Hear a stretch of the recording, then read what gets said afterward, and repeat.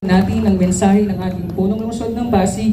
Mga kasama, palakpakan po natin, Mayor Vico Soto. Maraming salamat at magandang umaga po sa ating lahat, Vice Mayor Dodot, mga konsehal, sa mga kasama mula sa nasyonal at lokal na pamahalaan sa pangunguna ngayong flag raising ng ating Pasig Urban Settlements Office. Maraming salamat po sa inyo, Sir Rick and Company. Thank you very much. At nakikita rin natin ang magandang progreso ng mga proyekto ng puso. Yung mga proyekto na kasama ang engineering department para sa vertical housing natin, pero pati sa mga horizontal projects natin para sa local CMP natin. Di ba, ang polisiya natin, kung kaya naman i-award yung lupa na kinatitirikan ng mga bahay ng ating mga kapwa Pasigenyo, ba't hindi natin i-award? Doon naman sa mga lugar na kailangan talaga ay vertical, hindi gagawin natin ng vertical. Malaki na rin yung progresyo natin dito. Doon naman po para sa mga nangailangan talaga ng relokasyon, ang polisiya natin ay hindi papaalisin yung mga tao hanggat hindi maayos yung plano. Ideally, kung nililipatan na talaga, pero minsan merong on-site o kailangan na talaga gawin yung proyekto, ay ginagawa natin ng mga solusyon. Kaya maganda yung framework, maganda yung polisiya natin ngayon sa Urban Settlements Office. Maraming salamat sa inyo. Nakikita ko rin po na nandito yung mga sa medical sector natin. Ang ating Pasig Hope Medical Center ay malapit-lapit nang matapos ang major upgrading and renovation po natin. Pero yung pinaka-importante po siguro ang ating emergency room. So pag okay na po ito, ang susunod naman nating proyekto ay yung emergency room naman ng Pasig City General Hospital o PCGH. Para sa mga nakakapunta doon, alam niyo naman kung gaano kasikip, kung gaano kahaba ng pila parati ng ER natin. Hindi naman natin siya malalakyan ng gusto kasi limitado pa rin yung espasyo. At syempre, hindi lang naman espasyo ang pinag-uusapan, pagka ospital lang pinag-uusapan. Kaya, pero at least malalakihan ng konti yung ER ng PCGH pagkatapos magbukas muli ng Pasig Hope Medical Center. At sa susunod na taon, gaya ng nakita natin nung nakaraang annual investment program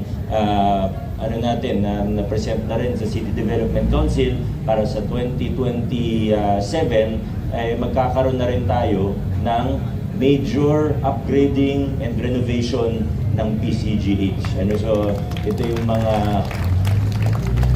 maabangan kahit paano ng ating mga kababayan dahil kailangan po talaga.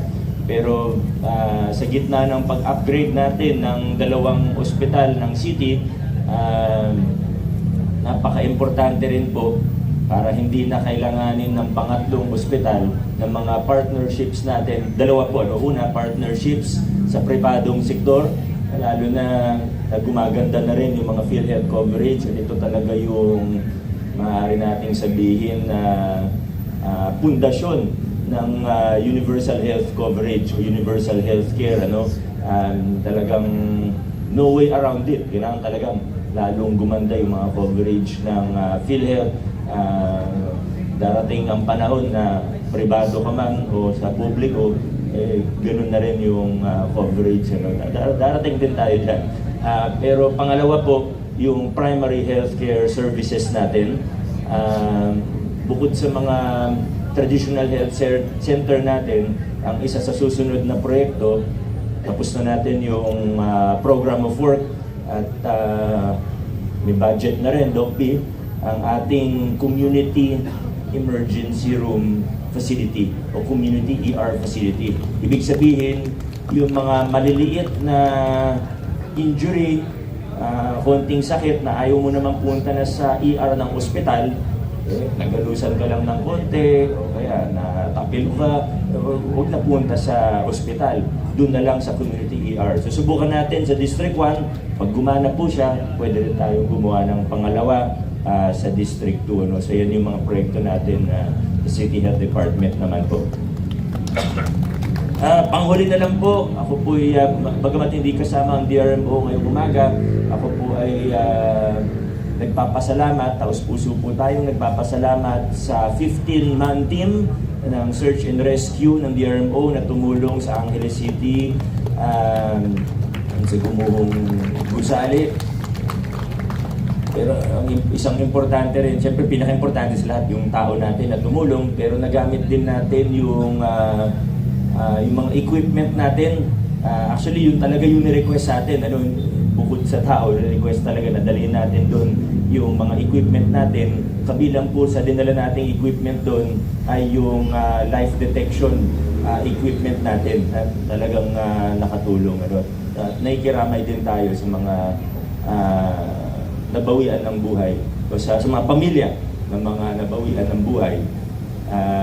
Talagang siguro maintindihan kung bakit kailangan maghigpit din ng Office of the Building Official, diba, dito sa ating lungsod, ano?